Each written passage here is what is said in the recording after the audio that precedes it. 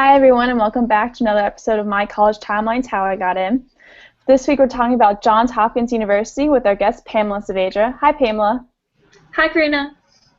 Now Pamela, tell us a little bit about yourself.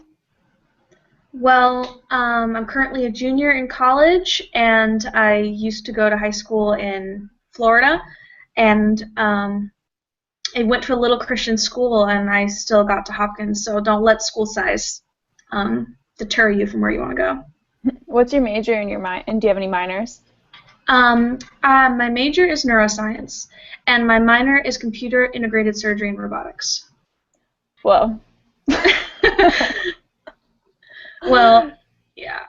What does that entail? Hopkins, huh? What all does that entail? Well, I came to Hopkins as a biomedical engineer, and then I realized that I wanted more science and less engineering, so I chose a minor rather than a major. Hopkins is connected to Johns Hopkins Medical School and Medical Hospital. So one of their big things is the Da Vinci machine. It's the machine that surgeons use to go in and do little tiny details on a patient. So like the surgeon's holding like what looks like two video game handles, and you see this robot move in very little precise ways on what would be over a patient. Computer integrated surgery is how to make it and how to use it. I'm pretty sure there's an episode of Grey's Anatomy that's like that. I wouldn't know, but that would be cool to watch. That's as far as I go in regards to medical anything. No, it's Grey's Anatomy. Anyway, so let's look back at your experience throughout high school. You're coming into freshman year, and you mentioned you're in a smaller private school. What were the classes that you took your freshman year? Freshman year, new to high school, I had no idea what I was supposed to take, so I took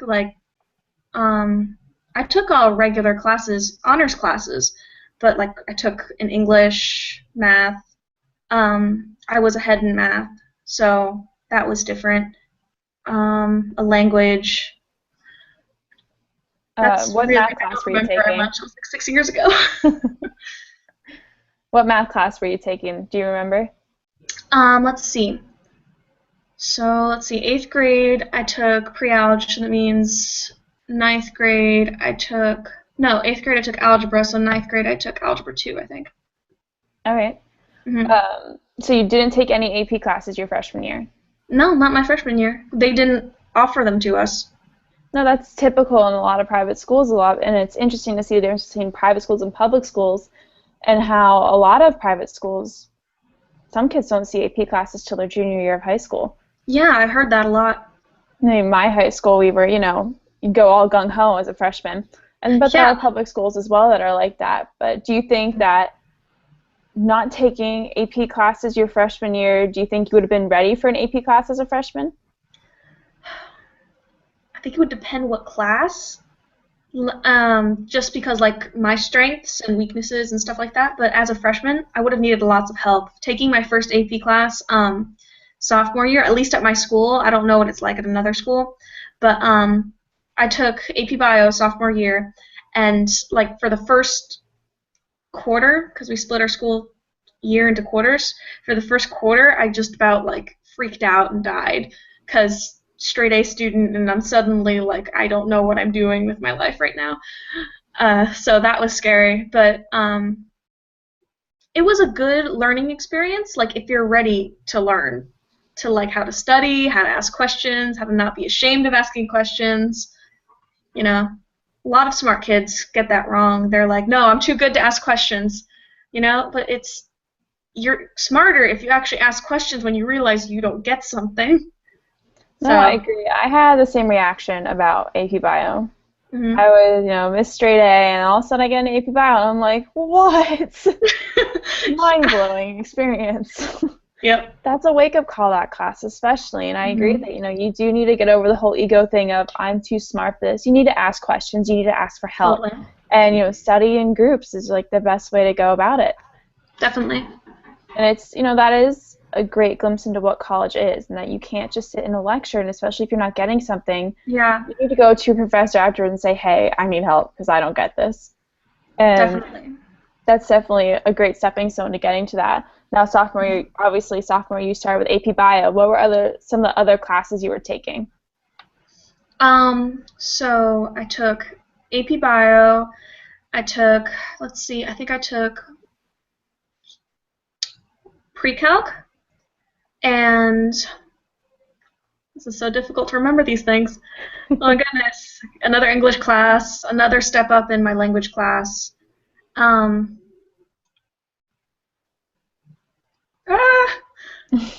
Probably social science or history. My school is a Christian school, so obviously we had some type of Bible class. So there's that. A music class, because I was in choir and band. Yeah, that's all I remember. That's all I got. Sorry. That's all right. That's all right. Hey, it's difficult to remember. I always have to like have a list of everything that I had because it's just so long ago now. Dang, list. Oh well. Now, sophomore year, were you required to take the PSAT? Yes. How do you think that experience went for you?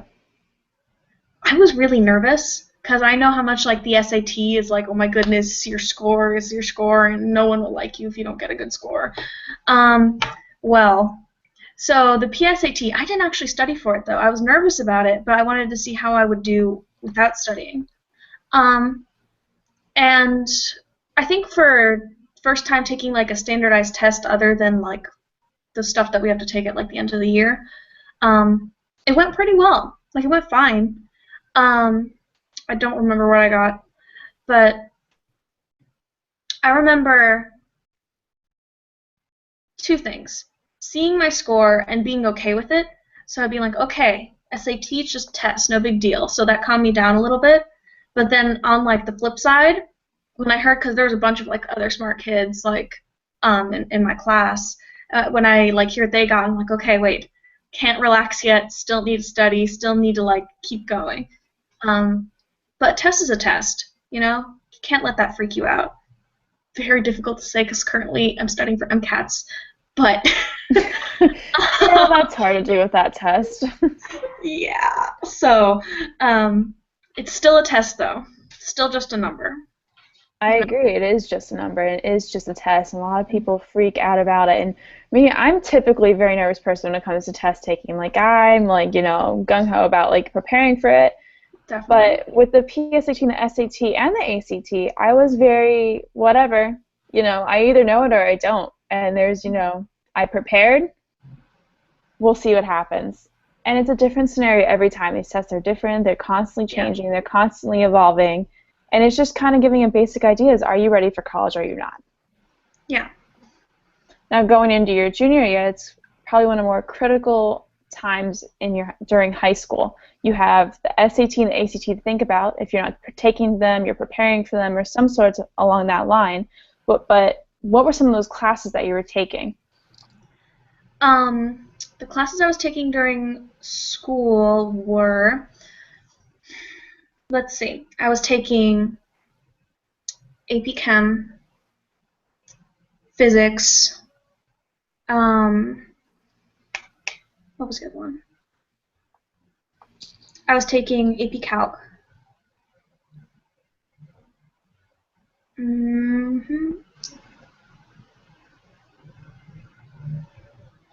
My bad. Physics was senior year. I was taking AP Lit because I knew I had three APs during junior year. Just couldn't remember where it was.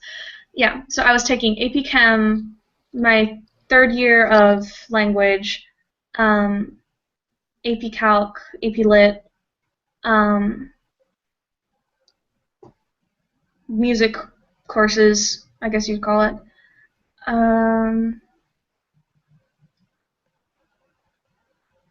A Bible class, and I think that's it. I'm not sure though. You're taking a lot of AP science classes. So yeah. In high school, did you already kind of know that you were going to do something science related when it comes to choosing a major in college? Yes. I knew I wanted to be a doctor since like the 4th grade. So, which I think is actually hard for a lot of people. Like not the knowing what you want to do, it's the not knowing. People who go to college and they're like, or get to the whole application process and they're undecided. And honestly, that shouldn't freak people out. Like, I've met a lot of people who have changed their majors like a bunch of times. They came in undecided. Some people have immediately discovered what they wanted, and some people are like, nope, I'm going to try this, and I'm going to try this, and it's nothing to worry about. I would think that you should just see what you like. Like, if you like to travel, go to school with like a study abroad program, or if you like, you don't necessarily have to even like a class in school. Like, if you enjoy mysteries, look for like a criminal investigation thing, like, it doesn't have to actually be, I like English, so I will therefore be an English major, Yeah, you're taking your interest and you're just exploring, seeing what's going to tick in your mind. And that's really what it is. A lot of these AP classes do kind of give you an idea of something that you might have an interest in, but there's so much more outside of, I like this, therefore I should do that. There's so many different branches of so many different things, and there's just so many options that don't freak. There's something out there for you. It might take a while, but there's something out there for you. Definitely. Now, in regards to the SAT and the ACT, did you prepare for those your junior year? Did you take like a first test during your junior year? Well, the way I did it was this way, which may not be the smartest way. But I had a book, and I perused the book. I basically went through and looked at you know how they have, like, normally have a book and it teaches you something and then asks you questions? I basically took 2 questions from each of the asking you questions thing without looking at the explanations to see how I would do. And then I took a practice test. And then I went and took my actual test. Which, when I went into the test, I went, just go as quickly as you can, because I'm a slow test taker. That's been like my flaw, like, overall. So basically my thought was, go as quickly as you can and answer as many questions as you can, and no sweat. If you don't do well, then we just take another time. They let you up to take like 3 SATs, and then lots of schools super score or don't, So I went in and I got mostly the best grade, like the section grades. That I took the SAT, I took the SAT 3 times. 3 times, I think. And that first one where I was like, no stress, no pressure, it's cool, I did mostly the best on. That's interesting. Yeah. But I think it also, goes to what you said earlier, is you just can't freak out about these tests. Yeah. Half of it is preparing, half of it is having the right, knowing what you need to be doing and what to expect with these tests, but another half of it is just remaining calm. Because when you're panicking and when you're freaking out about something, you're like, oh my gosh, I don't know how to do it. In reality, you do know how to do it. You're just blocking yourself out. And I have been through that like crazy. I went through that last semester with one of my classes, and I was very sleep deprived. I was very stressed. I had 4 other exams that week and a presentation to give, and I go to sit down at this exam, and I look down, I'm like, I can't answer anything. And I just blanked, and I started freaking out. I started panicking, and no matter what I tried to play around with to try to find this right answer, I couldn't get it. But after the test, after I'd stopped freaking out, after, cried my eyes out to my mom, I looked at the exam, I'm like, oh, I do know this. Yeah. It's totally happened to me. It is a mental game. Half of it is a mental game, and you have to have that mentality in order to be successful. Right. Now, going into your senior year, you've got not only harder classes, you've got college applications to take care of. Now, before we talk about the college application aspect of it, let's look at the classes that you were taking. Okay, let's see if I can remember all this. So I was taking AP Psych, Economics. Let's see, what else? There was another one. I was taking a class called Marriage and Family. It's basically like home ec, where they teach you to be a responsible adult, basically. Let's see, what else? I was taking AP Physics, and what was the other one?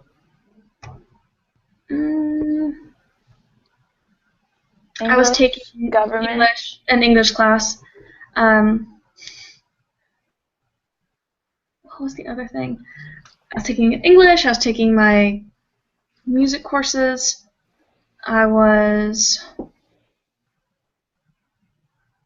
Nope, that's all I got. That's all I remember.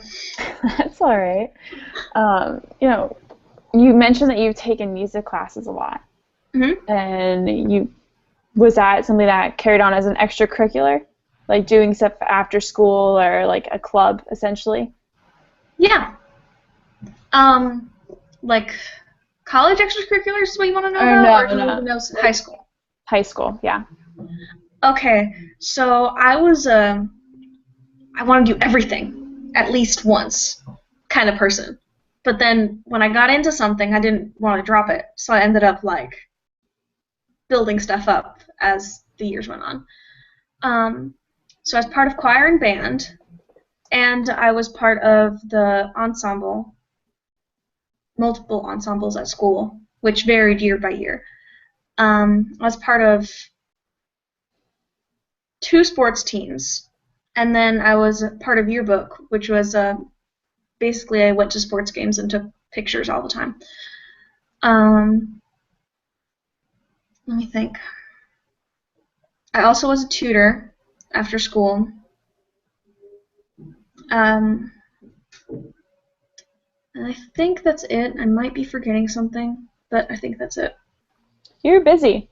Yeah, that's a little. Nothing. That's busy. Do you think having all the extracurriculars that you had, do you think that gave you a competitive advantage when it came to admissions, looking at your application and comparing it to others? Yes, I thought, looking back in hindsight, I definitely think that my extracurriculars were a big factor to just, I don't know, for the acceptance. I'm not actually sure how acceptances work for college, but I have been talking in depth with my advisor here at Hopkins, and since I'm going to be applying to medical school in the nearish future, community service, like even for high school applicants, is huge. Like I went to a Christian school, so that was a big deal. Like we went on missions trips, we went and we did like just around the community service, and like I was all gung-ho about that because I love talking to people. I'm a people person. So yeah, I had a lot of community service hours, and I think that was a big motivation too. I think that's an interesting element in having as much community service. A lot of kids, they just kind of meet the 100 or whatever is required of them, yeah, and say, okay, I'm done. And it's something they get passionate about. But with a missions trip, you're exposing yourself to something that you're not seeing every day. And you've got people who might not be as fortunate as you, and here you are helping them out. And it is eye-opening. That is for sure. And I think that's something that's a different element that you probably don't see a whole lot of. You might see like a lot of kids saying, oh, I went on a missions trip, but at your school it sounds like you went frequently. Yeah, we went at least once a year.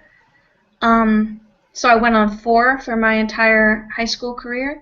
And then, like I said, it's a Christian school, so like the church is affiliated, and sometimes the church will go on trips, and sometimes, they bring students along with them. So I think I ended up going on 6 in my 4 years of high school. That's impressive. Very impressive, and a very interesting dynamic, and making you stand out, and definitely have you stand out as someone different than from everybody else. Now, going into your college application process, how did you approach that?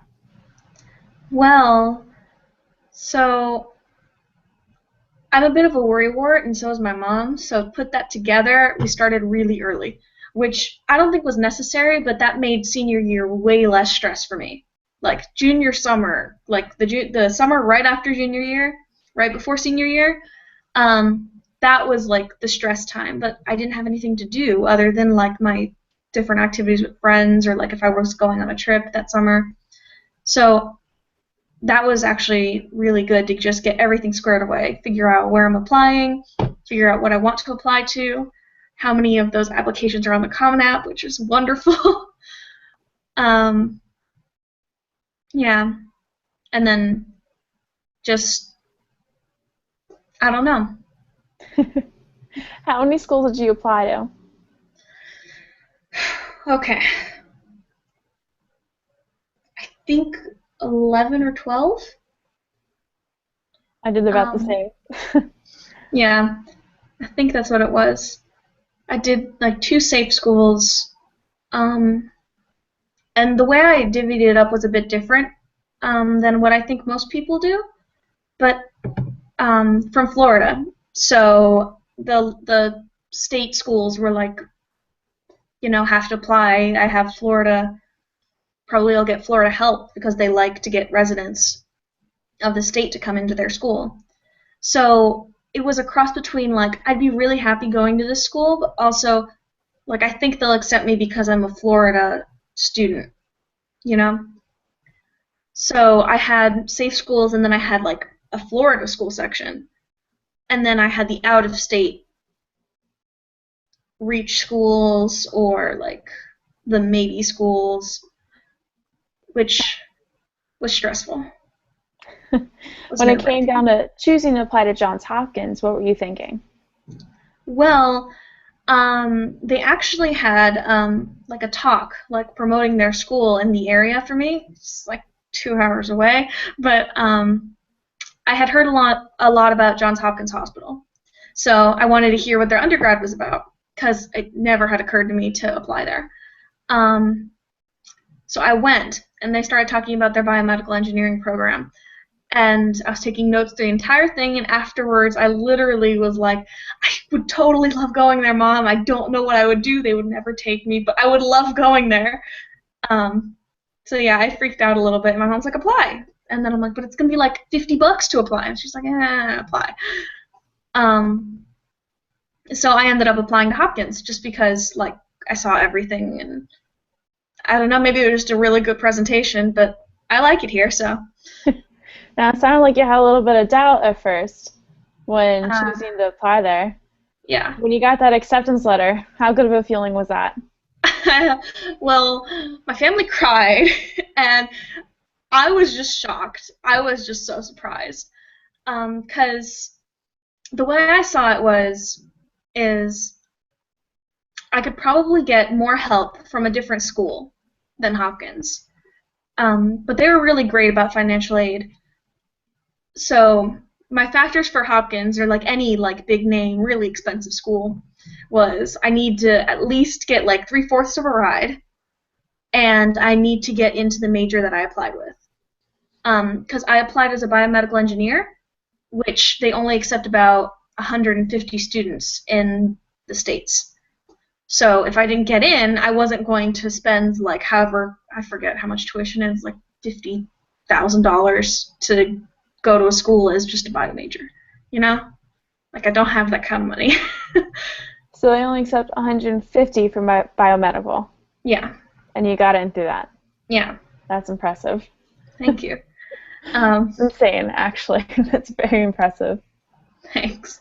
Now, looking back at your application process to Johns Hopkins, is there anything that you would change of how you approach something, or any kind of advice you could give to prospective students? Well, since I got in, I'm not sure if I would want to change anything. But my advice would be honest, because I don't know, I've had a lot of younger friends who went through the entire application process, and they'd ask advice, and we'd go through the motions of what we have to do. And they're like, but my story sounds so boring, or my essay is like, it's not that impressive. And I'm like, well, stop trying. In my opinion, your grades show off what you've done. You've written all your extracurriculars. They know what you've been up to. Now write something that shows what you love and what you want to do, and something that's unique about the person that they're, taking or declining. So I think people should write what they're passionate about, like if they can, if the prompt lets them. Typically varies, but yeah, it's definitely a thing. That, I can't tell you the amount of times over the course of these interviews, that has been stressed the most. Be who you are with these essays. Don't try to stick to the what do they want to hear, what do they want me to be. It's who are you? What can you tell me about yourself besides all the statistics that are put on your application? Definitely. And my college timeline students, it's been said 9 times now. Be honest to yourself. Definitely. Okay. Pamela, when you're in Johns Hopkins in Baltimore, Mm-hmm. so is there like a restaurant prospective student should go and kind of get a good idea of what Baltimore's about and just the Johns Hopkins atmosphere? Well, I wouldn't really call it a restaurant, but there's like an area. So Hopkins is like the Hopkins bubble. Like you could spend freshman year and sophomore year in the bubble and like never leave, and never see like all of Baltimore and see what it's like. So there's a TV show called The Wire, which does not show the happy parts of Baltimore. Honestly, I have not been mugged. I have not felt unsafe. Baltimore's okay, guys. Just don't do stupid stuff. Like, don't go out at like 4 o'clock in the morning by yourself and walk through a dark alley. Like, that's dumb. That's any college campus. Yeah. But the place to go is the Inner Harbor. Like, we're 20 minutes away, 30 minutes away from the Inner Harbor. You can get on a free bus, go all the way down, and the place is great. You can see, like, the boats. There's the aquarium. There's, like, it's covered with different, like, stores and shops and food places. Like, they have a Little Italy down there. Best food ever. But yeah, I'm constantly finding new restaurants around here in Baltimore. So it's a bit of a problem, but it's also awesome. I don't consider that a problem. Maybe financially.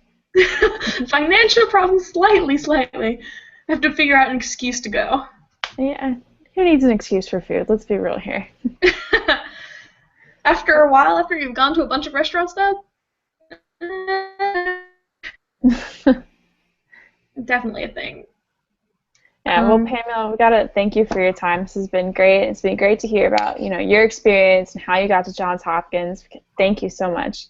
No problem. My pleasure. And guys, have a great week.